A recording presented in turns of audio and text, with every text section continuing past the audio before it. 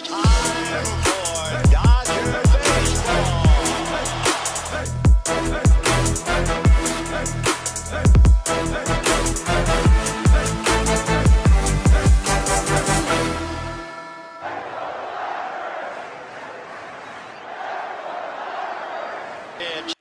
What's going on, Dodgers Nation? Welcome to the Dodgers Nation post-game show. Thanks for rocking with us. After the Dodgers get the dub, they get back on track at home against the White Sox.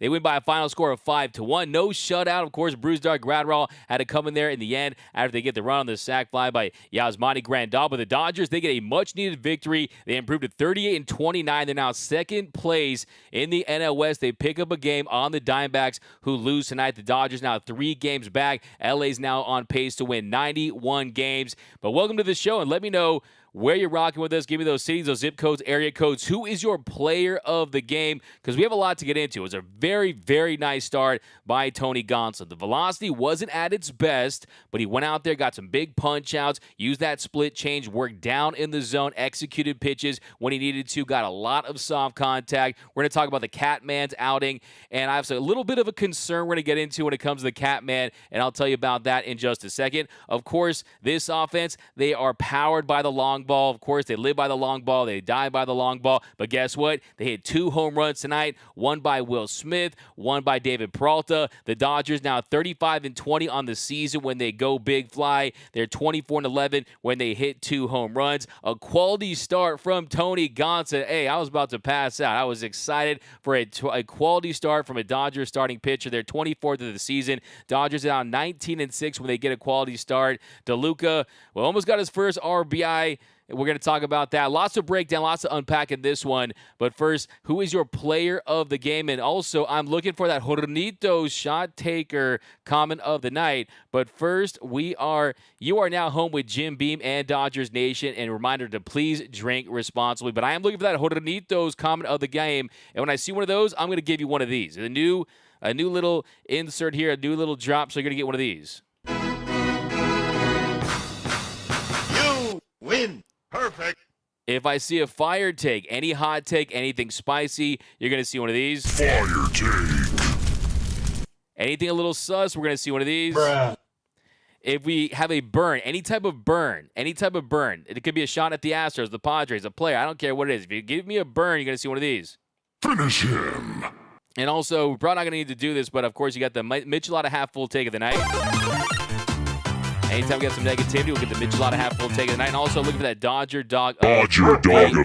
Let's get right into it. Start with this comment section. You guys are popping off, and I love to see that. We got A.J. Pollock still in the lead. We got Ray Barrios. Catman picked in the 9th round. He's not bad considering. That's from Ray Barrios. Yeah, I thought it was a very positive outing for Tony Gonsolin. He goes out there. He was cruising early. He ends up going 6 innings, allowed 2 runs. 2 hits, no runs, 6 strikeouts, 2 walks. The first pitch strike early in the game, that was big for him. I thought Tony Gonsolin did a very, very nice job out there. Some very interesting comments from Dave Roberts before the game talking about Tony Gonsolin and really the recovery issue that he's having in between starts. It's not the starts, it's the days in between where he's not getting back to full strength, and you're seeing that in the velocity dip. And Dave said before the game that Tony Gonsolin is at his best when he's anywhere between 93 and 95 miles per hour. Well, where was he tonight?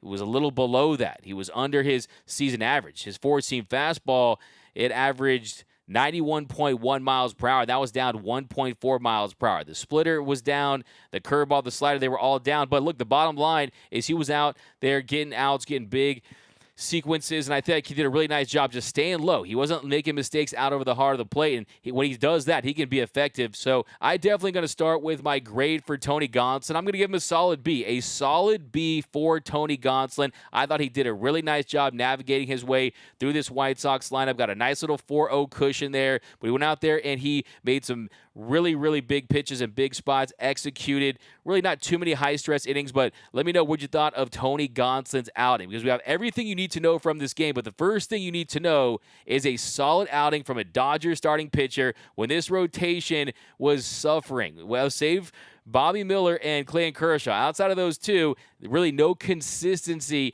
throughout this Dodgers starting rotation. I thought that Tony Gonsolin, he took the challenge well, ends up going 6 innings, no runs. had 6 punch-outs, had the 2 walks, but I thought he was very effective, and I like what I saw from him. Only concern I have is the velocity. We're going to break down his outing right now, but let's jump into the comment section. Give me your grades for Tony Smokes, Tony Gonsolin, the Godslinger on the hill tonight.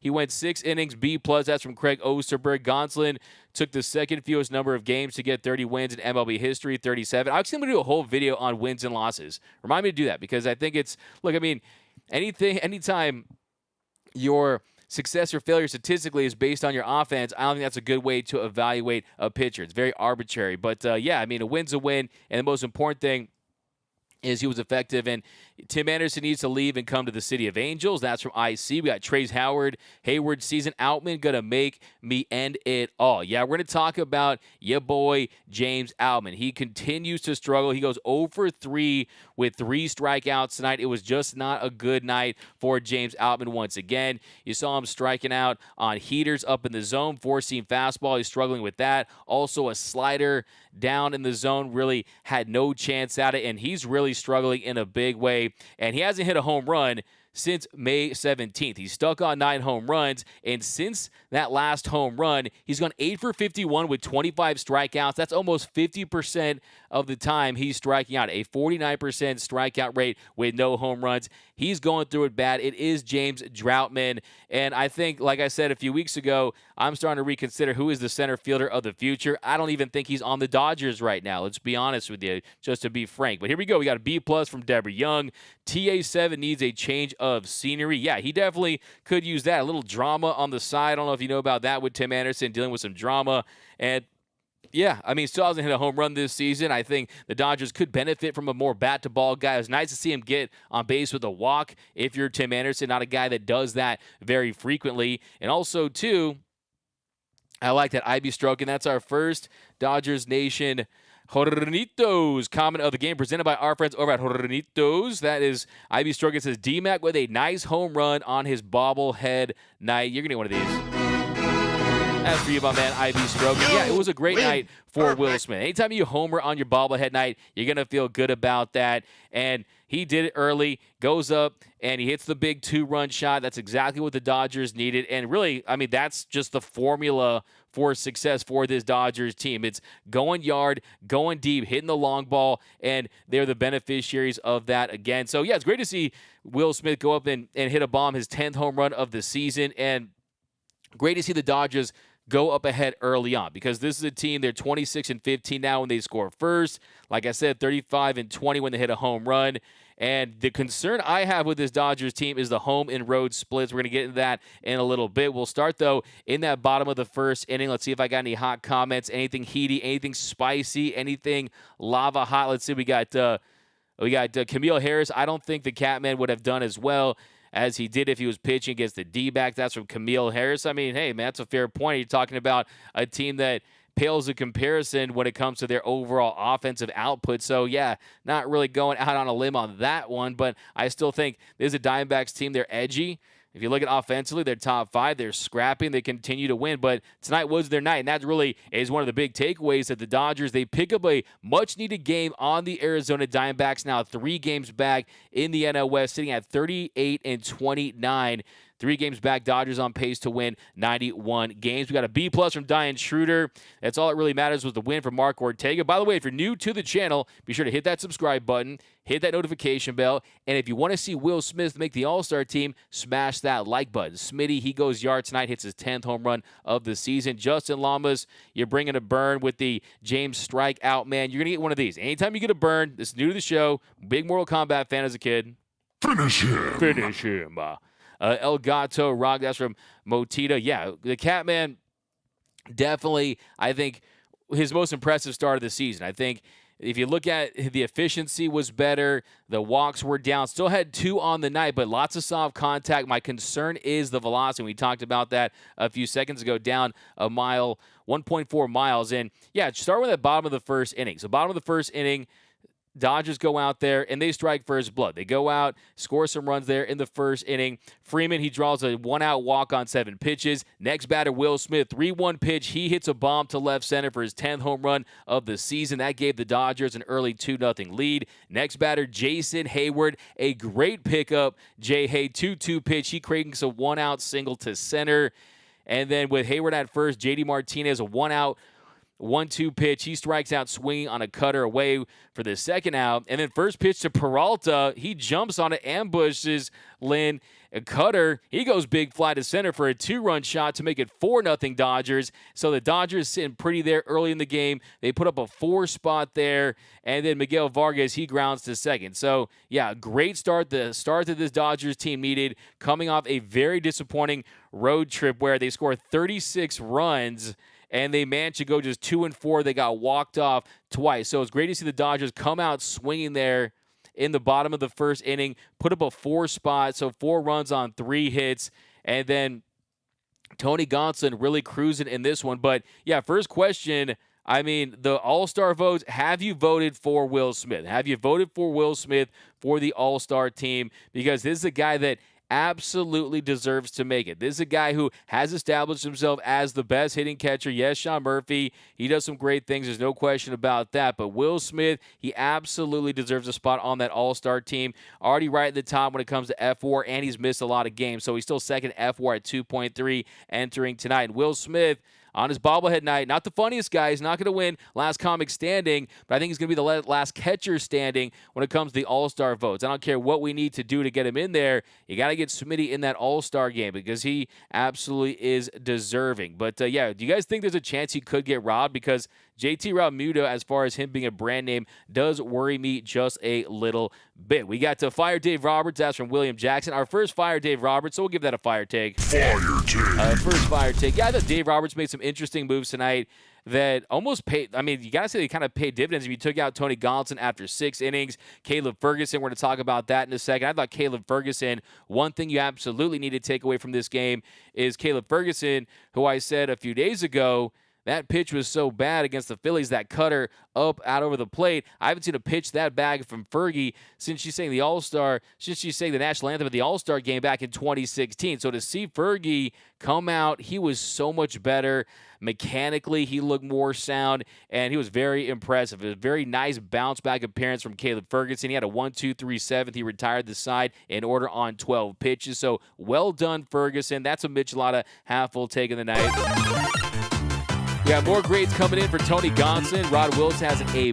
We got J. Cole Harper, another night of bad situational hitting from J. Cole Harper. Yeah, I mean, look, someone said fire Dave Roberts. I thought the pinch hit for Peralta with Rojas after Lynn was done against Crochet, that was an interesting move. Peralta 4 for 8 against lefties. Of course, throughout the course of his career, he's more of a righty killer. We know that about him. But I thought Rojas came in, put together a really nice at-bat. You saw the infield single that ended up loading the bases, and they were able to get another run across thanks to the Miguel Vargas sacrifice fly. So, yeah, I mean, I think for the most part, 5-1 game, you're feeling good about that. I would say the biggest key to tonight's win was Tony Gonsolin going the distance. But here we go. Send Outman down to the Bad News Bears. That's from IC. We got, that's a fire take. That's a burn. Fire take. Outman for Anderson, Craig Osterberg, Trace Hayward season 2023. Wait, what happened with Tim Anderson drama? You can look it up.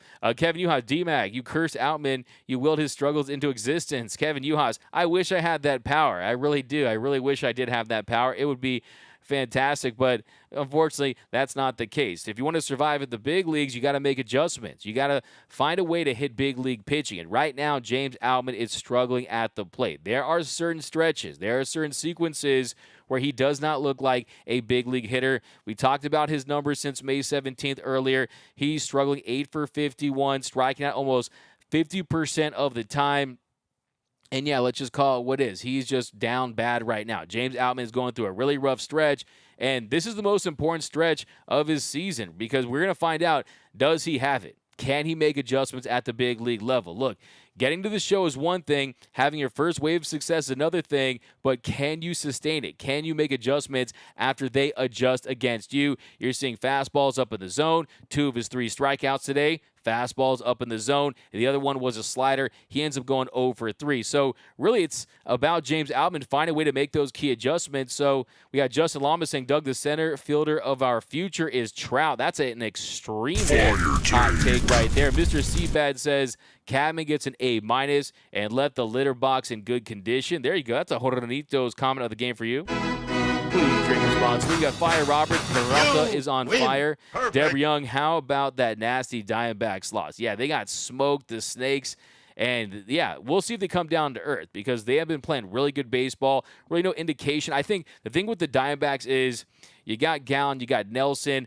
I have my doubts that their starting pitching is going to be able to continue and sustain this through the course of a 162-game season. And do they feel as good about this? They feel good enough about what they've done so far, considering all their youth and inexperience, to make moves, to mortgage their future a little bit? Or do you say, hey, we just want this development. We want these guys to get experience. And then when the Dodgers falter or the Padres falter or a team like that in the future, maybe we go all in. Maybe we take all those chips and push them to the center of the table and we make our run then. So I still think the Dodgers should be in a pretty decent position as long as they can right the ship when it comes to starting pitching, when it comes to their bullpen. If they can get anywhere close to the team they were last year, that would change the game quickly because offensively, this is one of the best teams offensively in the sport. It's just a matter of getting consistent pitching, and that was why you won 5-1 because you got a really nice start from Tony Gonsolin. Caleb Ferguson came out and pitched well.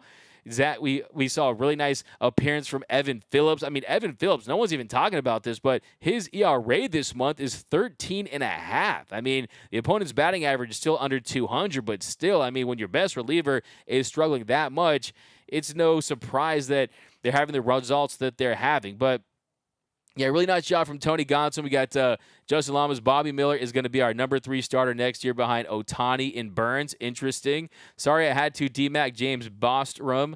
We got Daniel Reyes. Outman put the Mantis sleep mask on in May and still hasn't taken it off. That's from Daniel Reyes. That's a fire taken.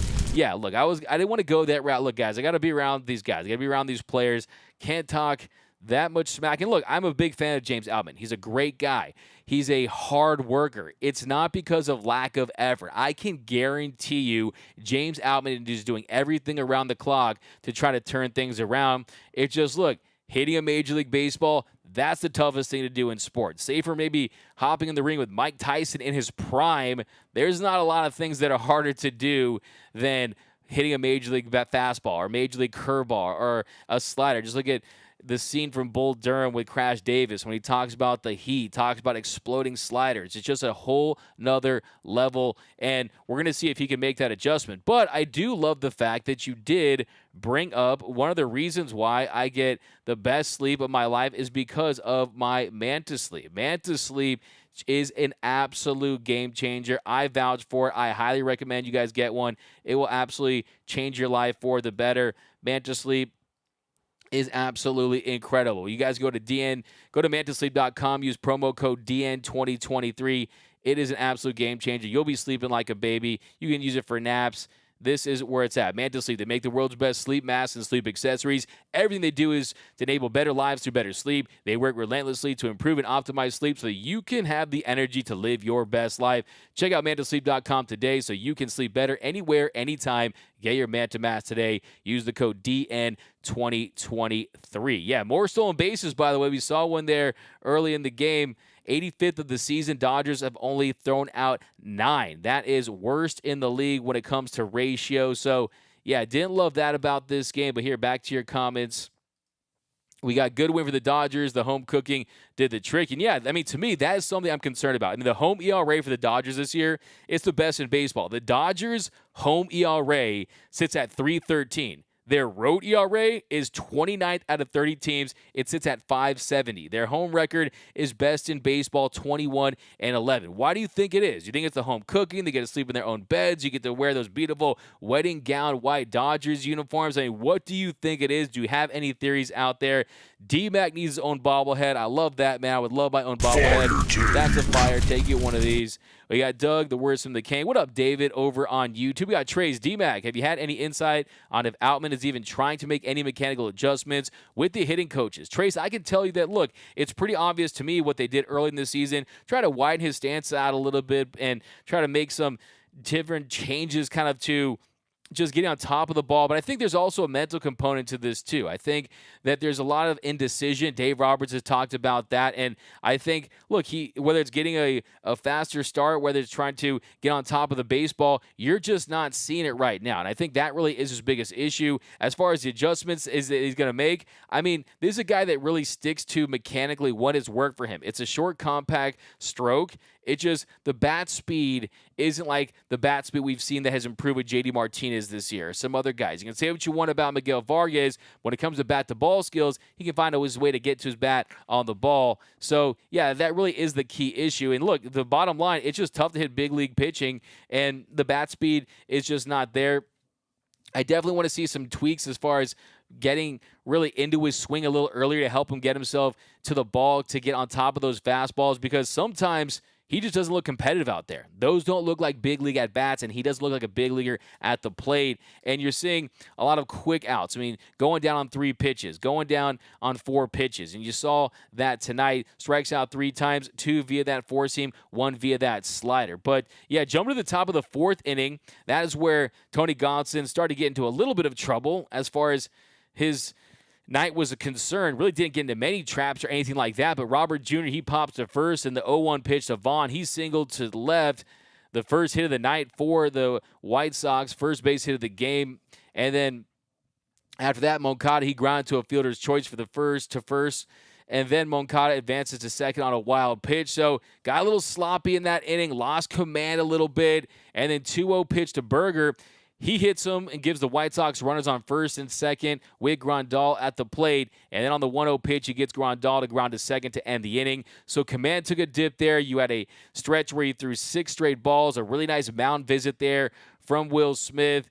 And still, they weren't able to put any runs across. So he still put up a 0. They get no runs on a hit, a walk, and a hit batter. So, yeah, I mean, the command wasn't fantastic, but there were certain stretches where he was on point. Jump to the top of the 5th inning, 3-2 pitch, 8 pitch of the at-bat. Sheet strikes out swinging. He gets him to chase a split change, bottom of the zone, nastier than a gas station bathroom. That was really the money pitch of the night for me for Tony Gonsolin. Then a 2-2 pitch, he gets Gonzalez swinging, curveball away. Really nice job with the sequencing right there. He actually gets him swinging with that slider down the zone, but really nice sequencing there. You got the curveball away, the splitter outside on the corner, the splitter down away. Just really nice job staying low in the zone, and that is what impressed me the most with his outing, was his command and not going above the belt, not leaving anything out over the plate. And then next batter, 2-0, he walked Anderson on 4 pitches, missing down with the splitter, curveball, four-seam. And next batter, 2-0,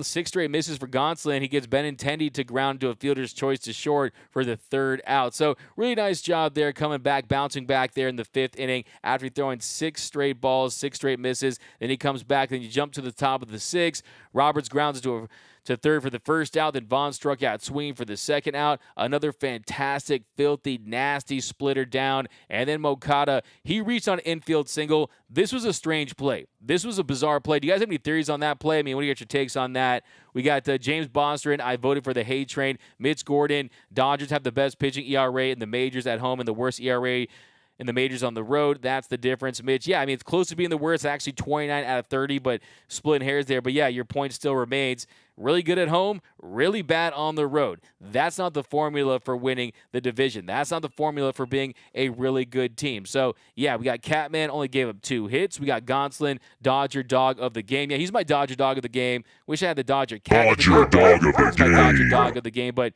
yeah, they're in that 6th inning. Really interesting play. Moncada reached on an infield single, a one-hopper to second base, and Vargas, he throws it to Freeman, and it was just a very bizarre play. It looked like look, I mean, Miguel Vargas, you guys know I'm a big fan of this guy. I think he's going to be a Dodger for the next 5 to 10 years, a real core piece for this team. But defensively, he has not played great. He's a -5 outs above average. He's in the 8th percentile. He's still learning a new position. But on that play, it was really interesting because Gonsolin just stopped running because, I mean, he would have just ran to Freddie Freeman if he kept running. So really a weird play right there. I was hoping that that wouldn't cause him to spiral. Thankfully, he bounces back to get out of the inning. He comes back to strike out Jake Berger on a 4-seam fastball in the inside corner for the 3rd out. So a really nice job there. And then you jump to bottom of the 6th inning.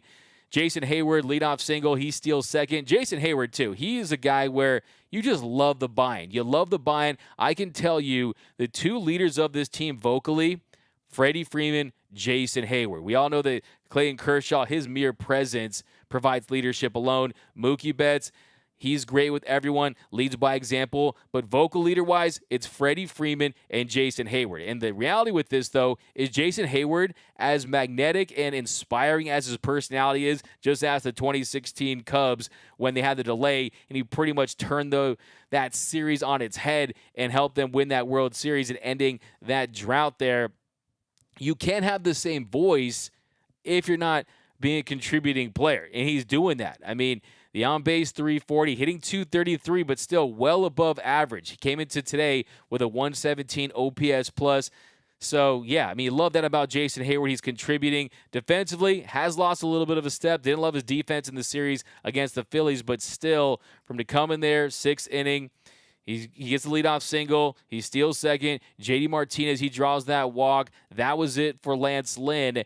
And then we saw Dave Roberts. He elects to pinch hit for Rojas he elects to pinch hit for David Peralta with Miguel Rojas. And Rojas, he hits an infield single to left. And that loads the bases. Next batter, Miguel Vargas. He hits a fly ball to left center.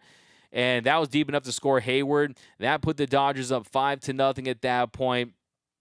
And yeah, I mean, that was the first run that the Dodgers had scored since the first inning. So like I was saying, sometimes those droughts, they are bad. Sometimes the Dodgers offense, they put on that man to sleep after they hit 2 or 3 or 4 home runs. So yeah, it's good to see them get some consistency there in the 6th inning to put another run across, especially after what we saw there in the bottom of the 9th inning. And then next batter, James Outman, runners on the corners, 1 out, 0-2 pitch. He strikes out swinging on a slider for the 2nd out. Like I said, James Outman, he looks more lost than me looking for my car at the Dodger Stadium parking lot after I've had like 10 micheladas, okay? He's definitely lost at the plate.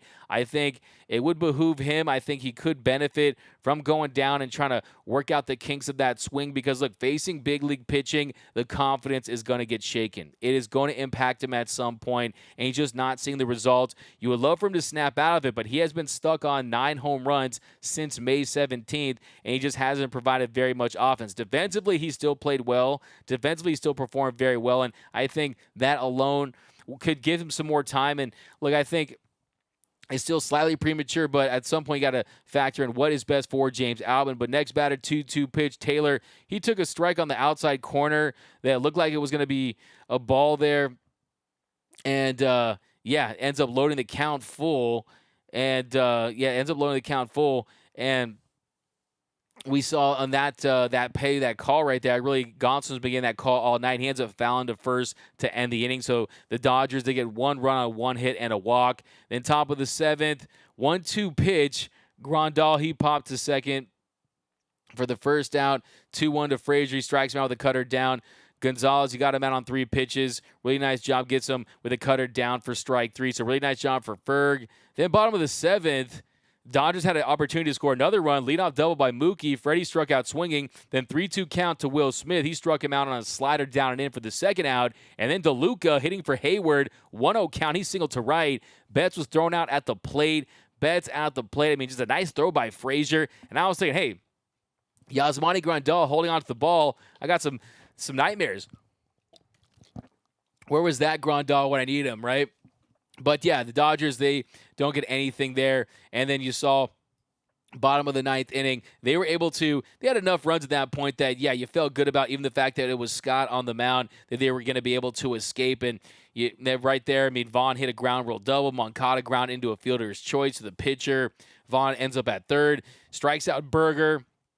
Then his night was done. Bruce Dog Gratterall, he comes in, and we saw, and then Grandal hit a sac fly to center, scoring Vaughn. That made it 5-1 Dodgers, and then he gets Frazier to ground out to end the game. So Dodgers get the dub. The big takeaway is really a very solid start from Tony Gonsolin. The bullpen bounced back nicely, especially Caleb Ferguson in my eyes, keeping the ball down. He was efficient, struck out the side. He retired the side in order, or as I should say. So really nice job bouncing back. Evan Phillips, really the only hiccup there was Scott there late. Youth movement, though, I would say another big takeaway.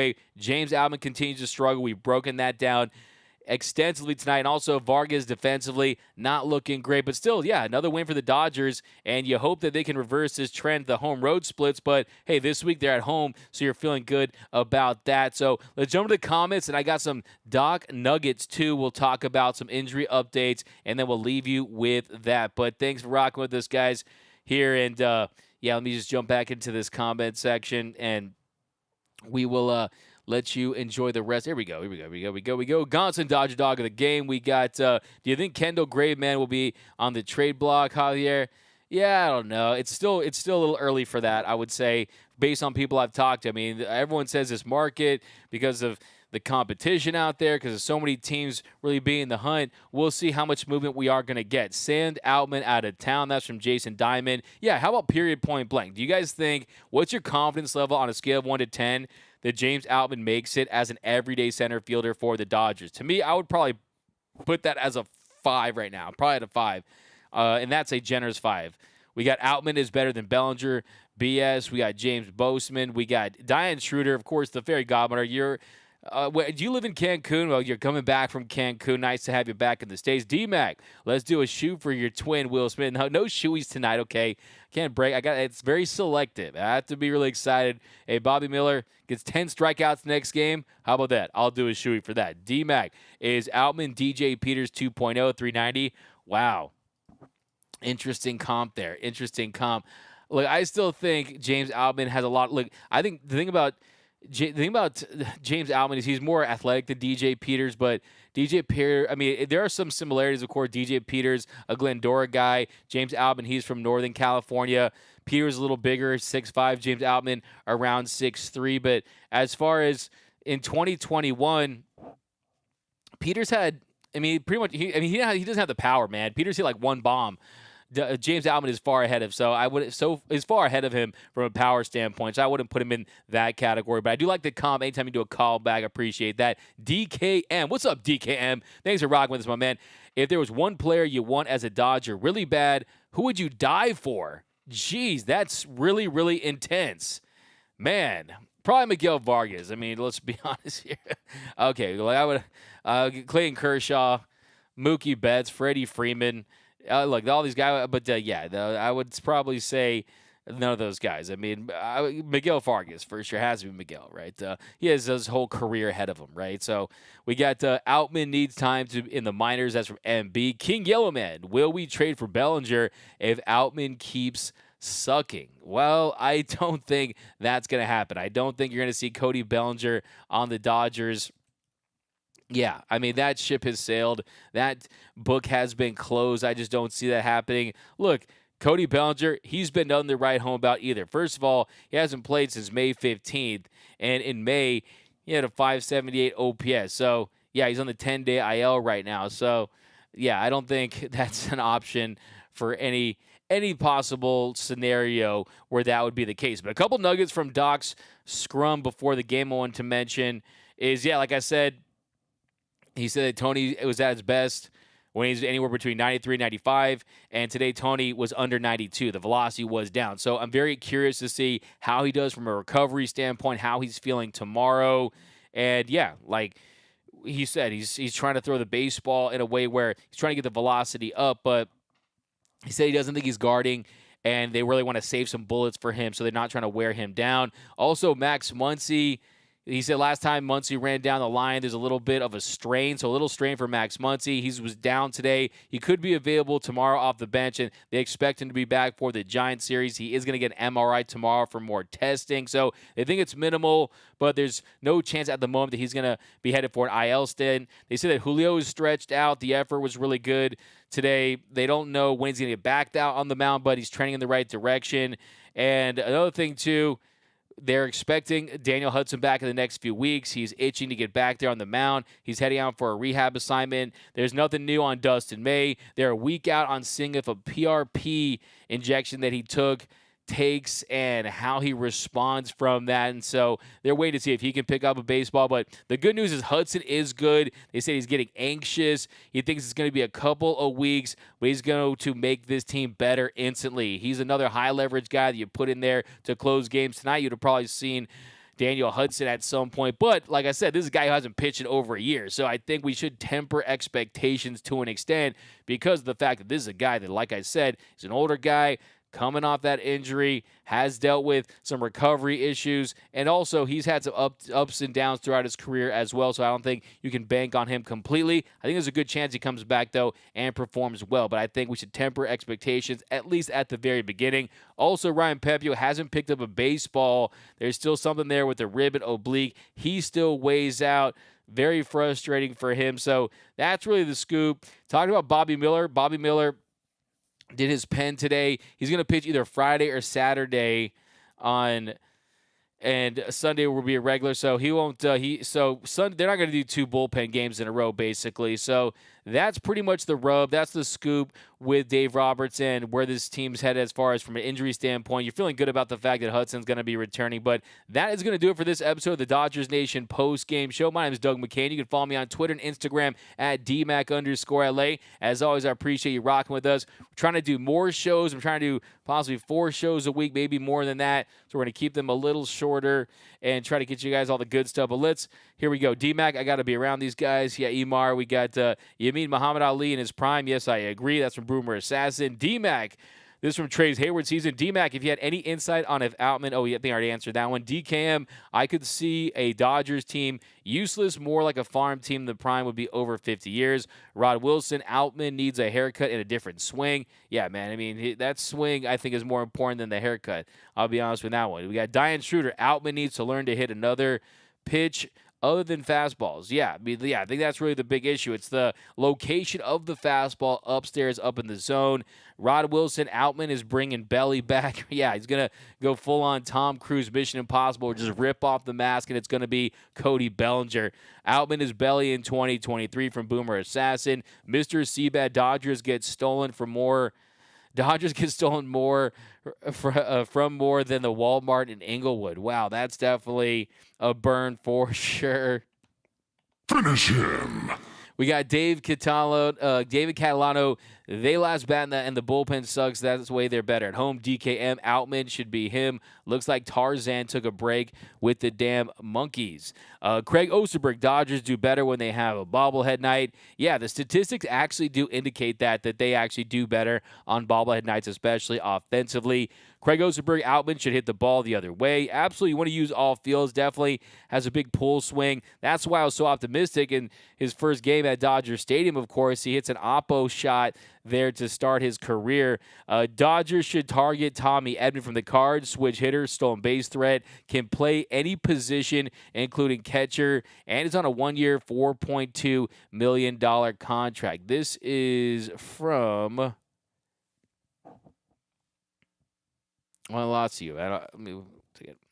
Yeah, I mean, look, I think the Cardinals are a very interesting team in the sense that they are a team that is really in turmoil. I mean, when have you ever heard that the Cardinals getting booed at home? And yeah, Tommy Edman definitely has versatility. He can play the infield, short, right field. I mean, he can play all kinds of stuff, corner outfield spots. He is below average offensively at 90 OPS this season, OPS plus, hitting .237, 6 home runs, .7 WAR. So, yeah, I mean, if you're looking for that player on the margins, contractually, it makes sense. Of course, they don't want to bring on guys that are under team control or under contract for multiple seasons for the most part. They want to maintain that flexibility. That's why they went out there and got a J.D. Martinez and a Jason Hayward and a David Peralta. It does make some sense. So we'll see if the Cardinals are going to be sellers for sure, and also if they're going to be willing to make a deal with the Dodgers because they have made very many deals. They're the 2 flagship franchises in the National League as far as I'm concerned, and we'll see if they're going to be willing to do business because, yeah, I mean, Jack Flaherty's another guy that could be dealt as well as a starting pitcher. But we got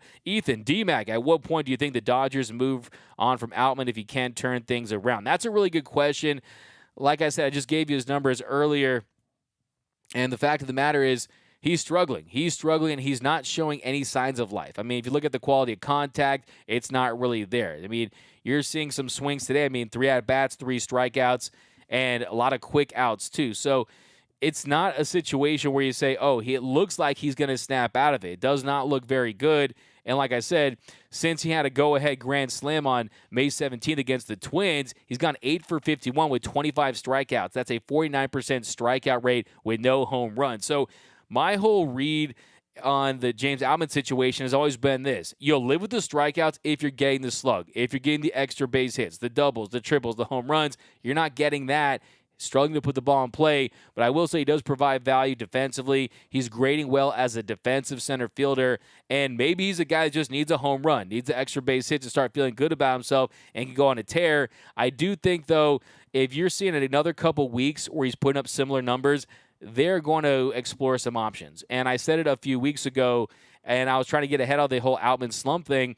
I was calling him James Droutman, is, yeah, you definitely might want to try to pursue an outfielder because you can find an outfield bat, right? Those exist. It's difficult to find a shortstop. It's difficult to go out there and get a Tim Anderson or Willie Adames, and even if you do, can you count on them to provide slug in the postseason? No, you really get them to, for Tim Anderson, it's a bat-to-ball guy. A guy can hit singles and doubles and occasionally hit for power. Willie Adames is a guy, high strikeout guy, has some pop. He's great defensively. But if you want an outfield impact bat, I think a guy that can match against left-handed pitching, a trusted guy, then I think you'd go out and possibly consider doing that. I've seen people say they want Cedric Mullins. Orioles continue to win. He's a piece. He's also under team control for a couple more seasons, so it's going to be very expensive, even if they did make him available. So we'll see as names continue to emerge because center field, defensively, it definitely comes at a premium. But here we go, guys, a couple more. You know, I could talk Dodger baseball with you guys all night long, and we're going to be back tomorrow most likely. We got Freeman's fault on that play, not Vargas. Freddie's completely turned his back on Vargas and gave him no choice but to throw to Gonsolin, LMFAO, Trace Hayward season. Yeah, that was my read on it, too. I think Freddie Freeman, just a look on his face that he had afterwards, kind of said that. And Tony Gonsolin, really one of the more fundamental pitchers as far as fielding his position. And, yeah, I mean, when it's a player that's learning the position at the big league level, like Miguel Vargas, you definitely want to try to make it easy on him. But still, the good thing is he let him out. But we got D-Mac really puts in the work. NSA, man, I love this. I love this whole baseball thing, man.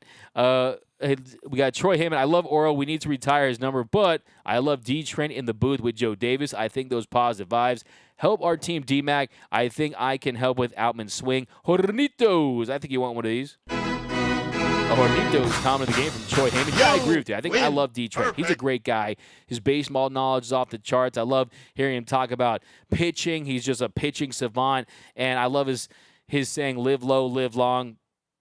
And, yeah, I think he's a guy that definitely kind of sparks something with this team because, yeah, Oral Hershiser, I think is fantastic, too. I mean, you're talking about 10s across the board. I love me some Oral Hershiser, but, yeah, it's definitely nice to have a little change of pace there with Dontrell Willis getting his take on things, and you see him interacting with the players before the games, and, yeah, he can definitely connect with these guys, and he does a great job of that. And I also love anytime there's a jam and hear him say, jam, oh, jam. I love that stuff. But shout out to Rochester, New York D-Mac. We got, that's from David. Couple more here, and then let you guys enjoy the rest of your Tuesday night. Gabriel, we got D-Mac. What's your go-to Mendocino Farms order? I'm ordering it for my team tomorrow. Wow, interesting. My man Gabriel Galef. Mendocino Farms, of course, a sandwich place. I'm pretty sure I ran into you at the one in Santa Monica. I like the Three Little Pigs, man. The Three Little Pigs, not even on the menu.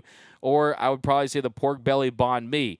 Yeah, guys, really my style. Anytime I go to any restaurant, any place, I always order the most unhealthy thing. Adding bacon, adding chili, adding avocado, chili cheese fries, carne asada fries. Guys, I mean, I'm pretty, I have some bad habits when it comes to ordering. So, yeah, I'll definitely go with that and the curry couscous for sure.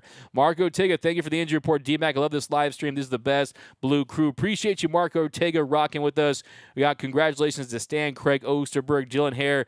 Fingers crossed for Hudson. If he comes back good, he could solve the closer issue. Saved a few games last season. Yeah, I mean, the amazing thing about that, Dylan, is the fact that he ended up with 5 saves last year. That was second behind Craig Kimbrell, and he was out in June. I mean, he missed most of the season with that ACL injury. So, yeah, he definitely has it in him. I mean, this is a guy who got the final out of a World Series. So he has the chops. It's just, is he healthy enough? That is my big question, because he was on pace. He was heading for a career year. He was really on his way to having one of the best years of his career last year for the Dodgers. Had a strikeout rate in the 30s, a walk rate in the 5% range, and he really was definitely an asset to this bullpen. And they were hoping to get him back earlier than later. So let's hope that he comes back and performs, because I agree with you, because that is going to go a long way, because then it puts Evan Phillips in the role that he's best suited for, their best high-leverage reliever. You got Huddy as your closer, and then you see if you can maybe pick up one more high-leverage piece at the deadline, a Chris Martin type. But lineups, D-Mac versus C-Mac. But go long for Paul DeYoung. We got D-Mac. Please tell James to shave his goatee. He raked without it. Trace, maybe I'll mention that to him. That's fair. Yes, Mariachi Joe back, please. He's balling this season. He's looked really good. We got it's Grimace's birthday. Dr. Luca is that hitter. We got when is Hudson due back? Couple weeks, Jay Silva. Thanks, appreciate you, Diane. Smash that like button. We got Kershaw Day tomorrow. Jose Marquez. Yeah, and he's coming off a really nice start. Clayton Kershaw at 2,900 strikeouts. Clayton Edward Kershaw. I'm excited to see him tomorrow. As always, I think he's in a really nice groove right now. I think he's up for the challenge of putting this team on his back. Last 2 starts for Clayton Kershaw, he's gone 7 innings. The month of June for Clayton Kershaw, a 1.29 ERA.